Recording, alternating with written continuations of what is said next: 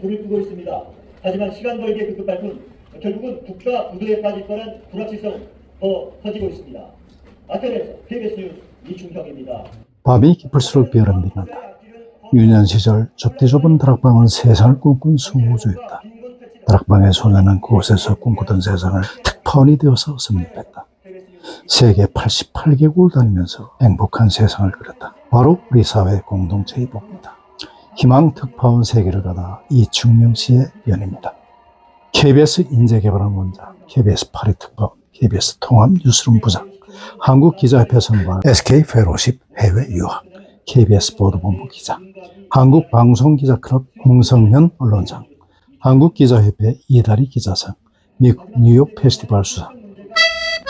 저는 지금 충북 제천에 있는 제천 여성문화회관에 와 있습니다. 이충영 전 KBS 사회부 기자, 희망 특파원 세계를 가다 출판 기념회에 와 있습니다. 축하합니다. 아유, 고맙습니다. 바쁘신데 먼 걸음 해주셔서. 아, 그러게. 집사람도 같이 왔어. 아, 나 누구시라. 아, 알죠. 아, 아니, 내가 안 와볼 수가 없지. 건강하시죠? 아, 그럼요. 하여튼, 파이팅입니다. 멀리서 또 정말. 예전 현직에 있을 때는 시간 때문에 가고 싶어도 가지 못했었죠. 그러나 지금은 시간 맞출 수가 있습니다.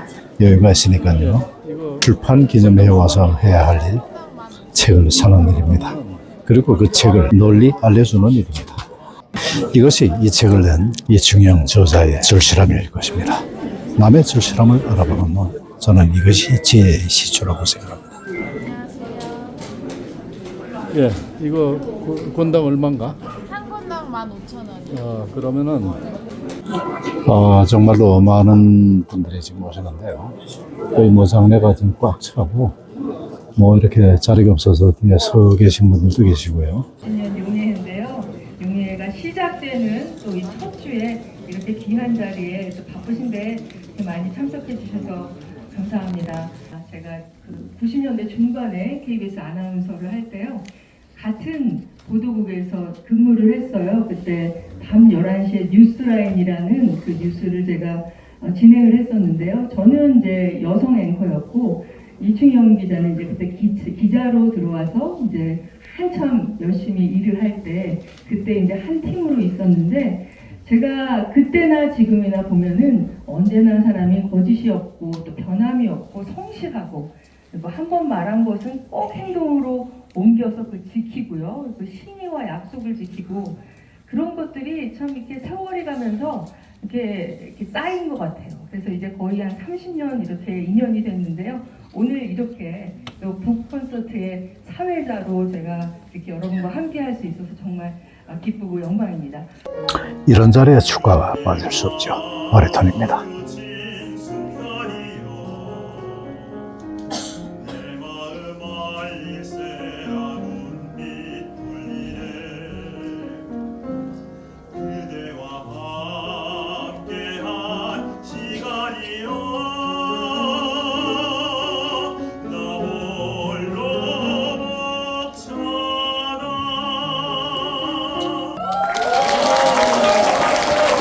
오늘의 주인공 이충영 기자입니다.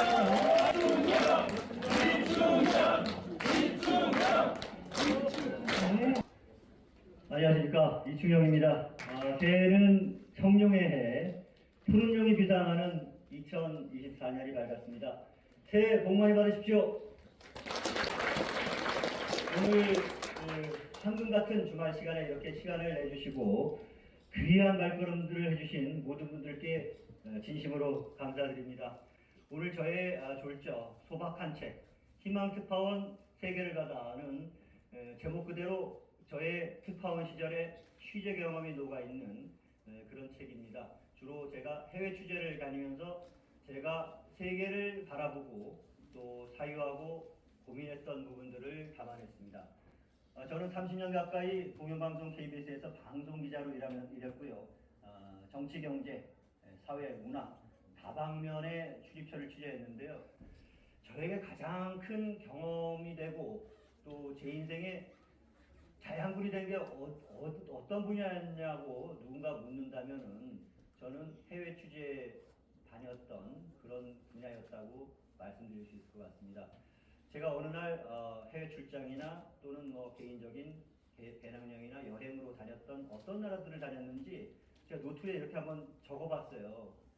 그랬더니만은 쭉 적은 다음에 세보니까 제가 20대 때부터 88개의 나라를 다녔더라고요. 그리고 KBS에 있으면서 많은 시간을 또 특파원에 있으면서 취재를 다녔고요.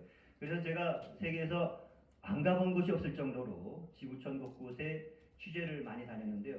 사실 국내 취재보다도 해외 취재는 좀 더 어렵습니다. 이런 자리에 또 축하 메시지가 없을 수가 있죠.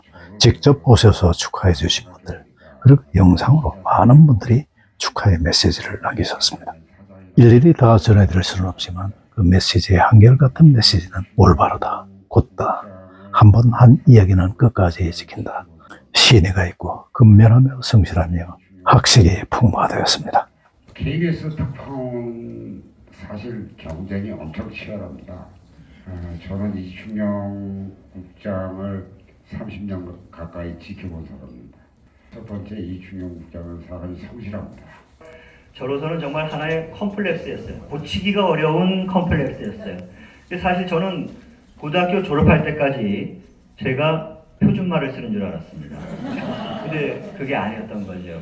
KBS에 들어가서 고창 선배들이 제 말투를 들고는 그랬더래요, 저랬더래요. 그래서 놀려댔어요. 그런데 우리 제천 사람들이 이게 억양만 있는 게 아니고 사실은 사투리가 있습니다. 사투리예요, 제천말이. 그래서 예전에 제천 사람들이 예전에 이 벽을 두고 벼른박이라고 그랬어요. 그래서 제가 방송기자 생활하면서 이 사투리 억양을 고치기 위해서 참 부단히 노력을 했어요. 평소에 대화할 때 제가 하는 말들은 이제 어쩔 수가 없는 노릇이라 하더라도 적어도 제가 방송기자인데 방송할 때만큼은 적어도 좀 표준말, 다른 억양 이런 걸 하려고 의식적으로 노력을 했어요. 그런데 생방송 같은 때는 무의식적으로 막 튀어나올 때가 있어요. 저도 모르게. 그게 제가 예를 들어서 특파원 시절에 파리 시내에서 노동자들의 연금개혁 시위가 엄청 벌어졌어요. 격렬했어요, 시위가. 그래 노동자들이 다들 길바닥에 누워서 교통을 막고서 시위를 벌였는데 앵커가 이제 생방송 묻죠. 이충영 특파원 지금 시위대가 교통을 막고 있군요. 갑자기 질문을 팍 하는데 제가 뭐를 예 지금 파리 시민들이 길바닥에 둔 넣어가지고 인간지를 않고 있습니다.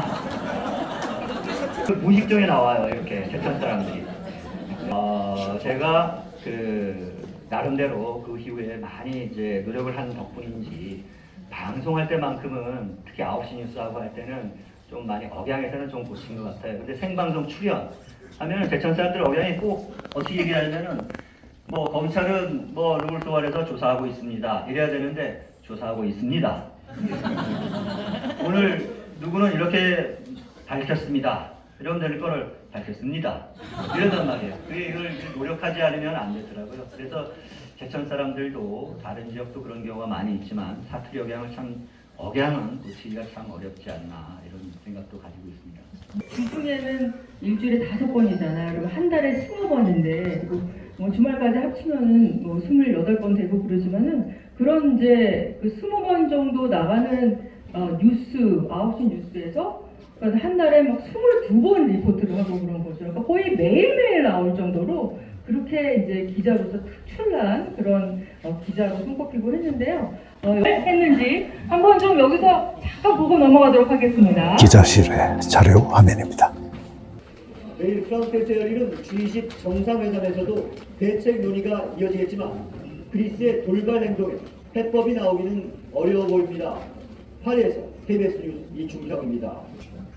맞습니다. 세계 경제가 악화된 상황, 경제 불평등에 분노한 시위는 갈수록 번지고 있어 세계 각국에 상당한 파장을 부르고 있습니다. 브뤼셀에서 KBS 뉴스 이충형입니다.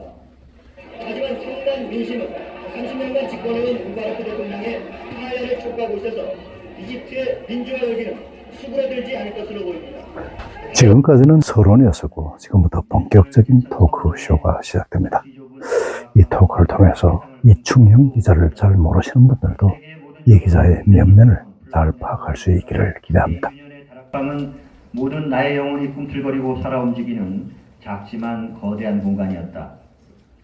그곳에서 나는 세상 어느 곳이든 갈 수 있었다. 미국도 가고 지중해에 쏟아지는 햇빛도 내가 주인이었다. 밤이 깊어지면 다락방 바깥은 다른 세상이었다. 무수한 별들이 눈송이처럼 흩어지는 은하수를 바라보며 나는 잠이 들었다. 많은 시간이 흘렀다.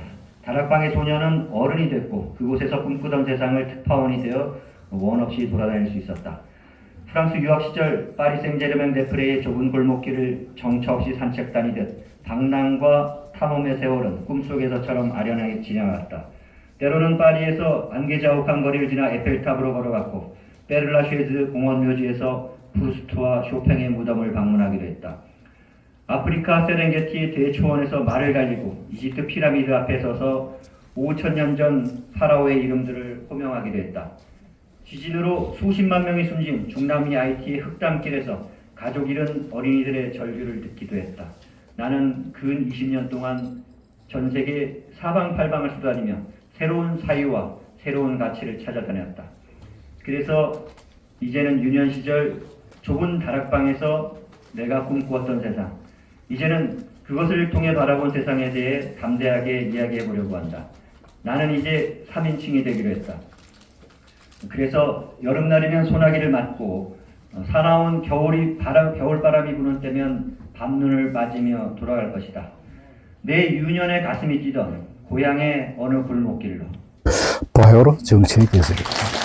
저는 이 나라에는 정당 정치가 있다고 생각하지 않습니다. 그저 우리가 보아야 할 것은 사람 하나뿐이라고 믿는 사람입니다. 정치에는 많은 새바람이 필요하고 새로운 사람들이 필요하다고 믿고 있습니다.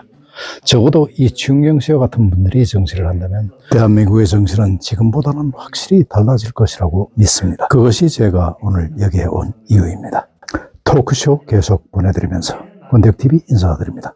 오늘도 행복한 하루 되십시오. 감사합니다. 했을 때 생각했던 부분들을 보편적인 관점에서는 글로 남겨도 되겠다, 이런 생각이 들었습니다. 또 제가 KBS 기자로 활동하면서 세계 아까 말씀드렸듯이 많은 나라들 80여 개 나라에서 다녀온 경험을 저 혼자만의 자산으로 삼지 않고 다른 사회 시민들과 공유해야 되겠다 하는 생각에서 책을 쓴 것 같습니다. 네. 그 좋은 경험들을 이렇게 한 권의 책으로 내게 되신 건데 처음에 이제 책 제목 보면 이거 뭐 취재 후기 이런 거 아닐까? 그렇죠. 그래서 내가 그 네. 현장에 있지 않았으면 지루하거나 그렇지 않을까? 네, 그런 생각도 했는데 예. 작가님이 전하고 싶은 사회적 메시지, 울림을 주는 책이다. 아마 그런 공감을 느끼지 않을까 생각이 돼요. 네, 우주도 나와고 아주 철학적이었어요. 다시 저기 글 쓰면서 해외 특히 다니면은 우리가 예전에 프로그램에 도전지구 탐험대 이런 거 있잖아요. 도전지구 탐험대 제가 직접 MC였어요. 하셨죠? 그리고 네. 배한성 선생님이 내레이션 하셨어요. 정말 네. 주인공들이 앉아있는데 네. 아주 재밌고 탐험기 같은 그런 프로그램도 있었지만 저는 이제 글을 쓰다 보니까 방송 프로그램을 할 수는 없고 하다 보니까 국제적으로 어떤 이슈가 될 만한 건 사안은 없을까, 또 그런 고민을 많이 했습니다. 그래서 책에는 사실은 좀 더 진지한 그런 내용들이 좀 많은 것 같습니다. 아무래도 또 공부도 많이 하셨잖아요. 대학원에서 정치학을 또 하셨고, 또 아까 대학원 공부하는 걸 지켜보신 분이 이렇게 정말 이렇게 심오한 거를 계속해서 연구하고, 그리고 워낙은 이제 불어를 학부에서 전공을 하고, 그리고서 이제 정치학을 석사에서 하고, 그리고 이제 파리로 넘어가서 또 파리에서 박사를 하셨죠. 정말 똑똑한 분이에요. 네. 똑똑 써 있습니다. 또 물 떨어지는 소리. 이 책에서도 보면 글을 쓴 이 글 솜씨가 많이 배우고 많이 생각하고 그리고 많은 것들을 그것을 자기만의 이렇게 느낌으로 감상으로 또 자기의 문체로 이렇게 한 아무래도 저는 이게 보면 진짜 이게 똑똑한 게 똑똑똑 보이는 것 같아요. 지식의 깊이가 느껴집니다. 아유, 감사하고 부끄럽습니다. 사실 해외에서 다녀온 경험을 이제 읽었으면 아까 말씀드린 것처럼 여행기처럼 되기 때문에 그렇죠.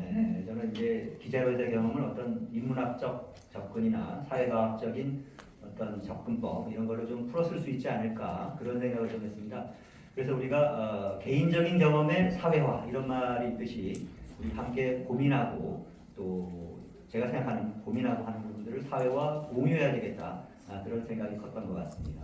그래서 특히 제가 이제 취재를 하면서 만나면 이제 세계에서 많은 사람들 만나고 인상 깊었던 이야기들, 또 우리가 코스모폴리탄이라는 말을 이제 썼잖아요. 우리나라도 선진국이 되면서 우리가 세계 시민으로 살아가면서 우리가 알고 있으면 좋은 이야기들, 또 함께 고민해야 될 부분들, 이런 부분들에 대해서 많이 이야기하고 싶었던 것 같습니다. 네, 그리고 이제 책 중간 부분 가면 이제 아프리카 얘기가 한참 나오는데, 아프리카 얘기에서 마사이족 얘기도 나오고 부시맨 얘기도 하고, 그러다가 이제 피그미족 얘기가 나온단 말이에요. 근데 이제 이 피그미족을 취재를 한 것으로 또 뉴욕 페스티벌에서 국제 언론상을 수상을 하셨죠. 네, 대단합니다. 네, 당시 그 아프리카 콩고에 있었던 피그미 학살 문제는 네. 그 유럽에 있는 국제 인권 단체 그리고 또 유엔군의 협조를 받아서 취재를 다녀왔는데요. 국제적으로 언론이나 또 많은 관심을 받아서 보람이 있었습니다. 특파원 현장 보고라는 그 프로그램이 있었잖아요, KBS에서. 네. 거기에서 이충영 기자의 취재물을 뭐 한 20분 정도 다룰 정도로 아주 큰 뉴스였는데, 저희가 이제 이 20분을 다 오늘 보내드렸으면 참 좋겠지만 시간 관계상 이제 9시 뉴스용으로 보도된 이 짧은 모습을 또 준비를 했습니다. 거기도 그러면 이충형입니다. 이거 나옵니까? 입니다. 네, 한번 보도록 하죠.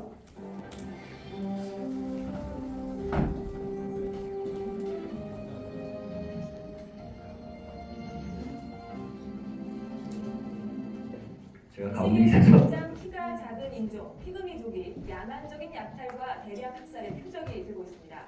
이충영 기자가 인종 말살의 현장을 취재했습니다. 중앙아프리카 콩고의 열대우림 지역에 숨어있는 마을들 피그미족입니다. 성인 남자의 평균 키가 140cm, 작고 볼품이 없다고 세상에서 가장 놀림받는 인종입니다. 숲속에서 태어나 평생을 숲속에서 살아가는 이들이 요즘 숲에서 쫓겨나고 있습니다. 헬리콥터는 지금 아프리카의 열대우림 속으로 들어가고 있습니다. 위에서 내려다본 숲은 얼핏 평화로워 보입니다. 하지만 숲속으로 깊숙이 들어가면 들어갈수록 곳곳에서 전쟁의 상처들이 드러나고 있습니다. 콩고 동부의 피그미 마을, 무장 세력의 학살이 자행되면서 70여 명이던 인구가 절반으로 줄었습니다. Naongelea kule kule basi tutaenda wapi? Watu wakasema hiyo. 마을마다 차마 입에 담기조차 힘든 만행이 저질러졌습니다. Tunakawaida watoto wengi mdogo na timu ndio timu na mkutano kama ndio timu. Tufunfwa. 작전명 칠판지우기, 콩고 반군들의 피그미 학살 작전입니다. 피그미족을 모두 쫓아내고 세계 최대 금광인 적도를 차지한다는 겁니다. 중앙아프리카 숲에 살고 있는 피그미족은 대략 60만 명.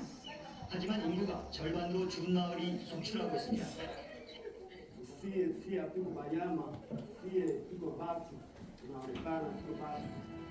피그미족은 지금 역사 속으로 사라지는 인종이 될지 모르는 절박한 위기에 놓였습니다. KBS 뉴스 이충형입니다. 네. 근데 그냥 목소리 뺏겨주셨습니까? 저거 얼마나 위험하고 뭐가 어떻게 될지 예측도 불가한 험지 생명을 왔다 갔다 하는 뭐 간단히 보았던 것 같습니다. 근데 사실은 취재를 이제 여기도 마찬가지지만은 그 콩고 같은 나라 특히 내전을 겪으면서 일반 민간인들만 100만 명 이상이 사망을 했던 그런 지역이거든요. 그래서 치안이 워낙 불안한 지역이어서 다행히도 유엔군의 협조를 받아서 유엔군의 헬리콥터도 타고 안전에 대한 지원을 받아서 취재가 가능했던 것 같습니다. 그래서 그래도 어려움이 좀 있죠. 열대우림이 워낙 위험한 지역이고 언제 반군 세력이 나타날지 모르기 때문에. 그래서 저 나름대로는 뭔가 정말 이거는 한번 취재해볼 만한 가치가 있지 않느냐, 나름대로의 소명의식 뭐 이런 것들이 때문에 제가 위험을 무릅쓰게 되지 않았나 이런 생각이 듭니다. 네, 그렇군요. 정말 대단한 것 같습니다. 그러니까 이제 국제 언론상이라는 그 상도 수상을 하셨죠. 네. 그리고 이제 그 아무래도 기자 생활 중에 제일 하이라이트가 뭐냐 이렇게 물으시면은 파리 특파원 시절이라고 말씀을 하실 것 같아요. 네, 파리에 있으면서 여러 가지를 배우셨을 것 같은데 그 얘기 좀 해주세요. 네. 사실 파리는 세계적인 문화 예술의 도시죠. 문화라는 소프트웨어, 소프트 파워, 우리가 소프트 파워라고 불리는 그런 힘으로 세계를 사로잡고 있는 나라인데 음악, 미술, 건축, 관광 모든 예술, 문화예술 분야에서 세계 최고라고 볼 수 있죠. 그래서 그 단순히 문화적인 힘이라는 게 문화에서 그치는 게 아니라 경제적인 파급 효과도 생깁니다. 그래서 이제 제가 몇 년 전부터는 문화 콘텐츠가 힘이다. 뭐 이런 내용으로 정부의 지자체나 기관 이런 데다가 특강을 하고 있는데요. 올 초에는 지난해죠 참 제천시청이나 단양구청에 가서도 제가 특강을 하게 됐어요. 그래서 문화예술이라는 것이 사람들의 마음에 어떤 일상에 힐링을 주는지 또 그래서 경제적으로 어떤 파급 효과가 있는지 이런 부분들에 대해서 얘기를 좀 많이 하고 있는 편입니다. 그러니까 그런 고민을 많이 한 결과가 제천 호숫가 음악제 아닌가? 6년째 이어지고 있다고요? 예, 그렇습니다. 그 처음에 그게 벌써 6, 7년 정도 된 것 같아요. 저희가 아까 용곡리 이장님도 오셨지만은 청풍면 용곡리에 아버지가 계셨어요. 저 그때 당시에 저도 그래서 주말이면 늘 청풍에 가가지고 머물다 오고 그랬었는데 그 제가 저기 서울에서 같이 교류하고 있던 음악가들 이런 분들이랑 교류를 하다가 제가 자랑을 하도 많으니까 제천의 청풍호수가 정말 아름다운 밤이다, 아름다운 곳이다 이렇게 얘기하는 분들이 제천 가서 우리 한번 MT 한번 가자. 그래가지고 하루는 이제 주말에 한번 날 잡아서 우리 집에 방문하겠다 그래가지고 그분들이 이제 피아노리스트도 있고 바이올리니스트, 성악가들도 있고 그래서 이장님 찾아가가지고 이분들 와서 밤에 되면 노래 부르고 뭐 연주하고 시끄러울 것 같아요. 이장님 어떻게 할까요? 그랬더니 그러면 우리 마을회관 앞에 와가지고 한번 음악회를 열어보자. 그래서 작은 음악회를 한번 열어보자. 이렇게 시작이 된 게 제천 호숫가 음악제의 시작이었습니다. 네, 그 제천 호숫가 음악제를 한다고 저도 2018년에 얘기를 들었거든요. 근데 이제 음악제를 한다는데 사실 기자시잖아요. 그래서 기자분이 음악회를 한다고 그래서 그냥 하고 싶으신가 보다 했는데 진짜 그게 성사가 돼서 이루어지더라고요. 그래서 저도 직접 이렇게 와서 보기도 하고 또 사회도 보고 그랬는데 아무래도 이게 마이다스 손이신 것 같아요. 뭐든지 하면 그냥 기본적으로 하는 게 아니라 최고로 잘하는 것 같습니다. 그래서 정부의 그 대한민국 공연예술제 여기에 선정이 되기도 했죠. 네? 네, 이게 문화예술 쪽으로 해가지고 문화체육관광부에서 해마다 네. 공연예술제를 선정하는데 이제 주로는 이제 공연 자체의 퀄리티, 품격 뭐 이런 내용성 가지고 평가를 하는데 제천에서 만든 호숫가 음악제가 2년 연속으로 대한민국 공연예술제에 선정이 됐는데 그 이유가 있더라고요.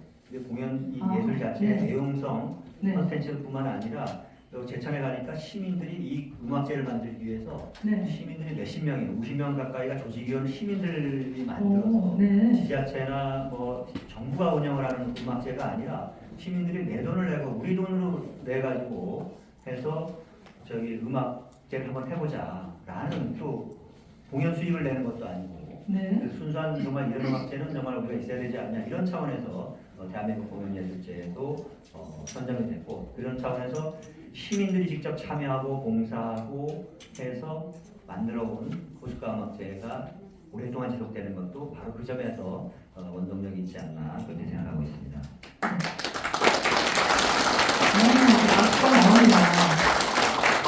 뭔가 시작을 하면요, 그냥 이 뚝심으로 그리고 추진력이 정말 끝내주시니까 밀어붙여서 그게 이제 되는데 정말 그게 최고로 되게 하고 그리고 워낙에 또 클래식의 조예가 있기 때문에 클래식 음악을 여기 제천에서 그렇게 또 호숫가에서 들을 수 있게 이렇게 여러분들에게 또 더 좋은 선물을 선사하기 위해서 애를 쓰는데 저희가 이제 그 시간이 좀 이제 한정이 돼 있다 보니까 오늘 또 특별히 배한선 선생님도 여기 오셨잖아요. 그러니까 배한선 선생님 목소리로 오늘 이 따끈따끈한 이 책 희망 특파원 세계를 가다 좀 잠깐 좀 읽어주시면 어떨까 싶습니다, 선생님. 네. 인체 기관 중에서 노화가 제일 늦는 게 목소리랍니다. 아직 목소리 불편하지 않으시죠? 그렇더래요? 박수가 없더래요. 그러니까 이게 우리 이 기자님 쓰신 글인 거죠? 네. 100여 년 전 나라를 빼앗기고 제천 읍내가 아이고 여기 네, 나이 불을 주셔야 될 것 같아요. 켜주십시오. 네. 글자가 안 보입니다. 100여 년 전 나라를 빼앗기고 제천 읍내가 일본군에 의해 불바다로 변하면서 지도상에 없는 마을이 됐을 때 우리 고장을 지켜낸 것은 억새불처럼 함께 저항했던 제천 주민들의 공동체 정신이었다. 역사는 의암 류인석 장군이 의병장으로 전국을 호령할 때를 기록하지만 우리는 사방에서 들불처럼 일어난 제천 지역의 수많은 유생들과 이름없는 민초들의 꺾이지 않는 기계를 잘 알고 있다. 그것은 목숨을 걸고서라도 우리 공동체를 바른 길로 지키고자 했던 동지애였고 우리 모두의 가슴에 살아 숨쉬고 있는 공동체 정신이었다. 프랑스에서도 나치 독일에 저항한 레지스탕스 정신은 오늘날 사회를 지탱하는 뿌리가 되고 있다. 필자가 파리 특파원으로 일할 때 지켜본 프랑스는 다양한 목소리가 공존해온 사회이다. 너와 나의 다름을 인정하고 견해를 존중하는 톨레랑스, 관용도 그 바탕에는 공동체를 위해 함께 손을 잡는 연대의 정신이 있었다. 제천에는 지난 1972년에 홍수와 수해도 있었다. 유례없는 태풍이 휘몰아치면서 의림지의 제방이 무너진 적이 있었다. 거센 바람과 함께 기록적인 강물량이 쏟아졌고 저수지둑은 힘없이 터져버렸다. 의림대 아래 비옥하고 너는 황금 들판은 금세 물바다가 됐다. 하지만 제천 군민들은 하나가 된 공동체가 되어 모두가 너나 없이 팔을 걷고 복구에 나섰는데 그렇게 힘을 모았던 것이다. 이내 제방을 고쳐지었으며 수해의 아픔을 이겨냈다. 심지어 떠내려가는 공원을 잡아 모은 뒤 의림지에 도로 넣는 일도 한 주민들도 있었다고 한다. 더 있습니다만 제 시간만이 아닙니다. 감사합니다. 인사를 듣고 있으니까 그냥 다른 잡념이 사라지고요. 이 목소리를 그냥 빠지게 되는 것 같습니다. 내 마음은 호수여. 네, 오늘 토요일이고 또 바쁜데 이렇게 직접 응원을 해주기 위해서 여기까지 달려와 주신 배한석 선생님께 다시 한번 박수 부탁드립니다. 감사합니다. 네, 오늘 북콘서트 이제 이 자리를 좀 마무리해야 될 시간이 왔는데 제천 출신이시고 또 고등학교까지 제천에서 나와서 이제 서울에서 활동을 하시다가 다시 이제 제천을 위해서 봉사하기 위해서 큰 뜻을 품고 있는 이충영 특파원을 마지막으로 좀 하고 싶은 말씀 있으실 것 같아요. 부탁드릴까요? 네, 제가 일어나서 해야 될 것 같습니다. 네, 오늘 정말 주말에 귀한 시간을 함께 해주신 모든 분들께 감사드립니다. 특히 서울에서 멀리 와주신 많은 분들, 또 우리 지역에서 함께 해주신 많은 선후배님들께 정말 진심으로 고개 숙여서 감사드립니다. 여기 계신 모든 분들의 열정을 모아서 우리 지역이 앞으로 더 멋지고 살기 좋은 곳으로 발전하면 좋겠습니다. 저희 이충영은 이 책의 제목처럼 희망 특파원으로서 여러분과 함께 손을 잡고 희망을 향해 걸어가는 희망 지킴이가 되겠습니다. 오늘 긴 시간 함께 해주셔서 좋은 이런저런 이야기들 많이 들으셔서 정말 감사합니다. 감사합니다. 네, 감사합니다. 오늘 북콘서트에 오신 여러분들 감사드리고요. 네, 이쪽도 많이 내주시고 이청용 기자의 새로운 발견을 좀 하셨는지 모르겠습니다. 그리고 새로 나가는 길에도 여러분들 많은 격려를 부탁드리도록 하겠습니다. 희망 특파원 세계를 가다 북콘서트 오늘 여기서 마무리하도록 하고요. 여러분 다시 한번 이충영 기자님께 큰 박수 부탁드리도록 하겠습니다. 감사합니다. 네, 수고하셨습니다. 조심히 가시고요. 네, 감사합니다. 감사합니다. 네, 감사합니다. 감사합니다. 조심해서 살펴가세요. 고맙습니다. 마침 밥때가 되어서 제천의 명물 목밥집에 가서 목밥을 아주 맛있게 먹고 돌아갔습니다. 이렇게 또 하루가 갑니다. 권대혁TV였습니다. 오늘도 행복한 하루 되십시오. 감사합니다.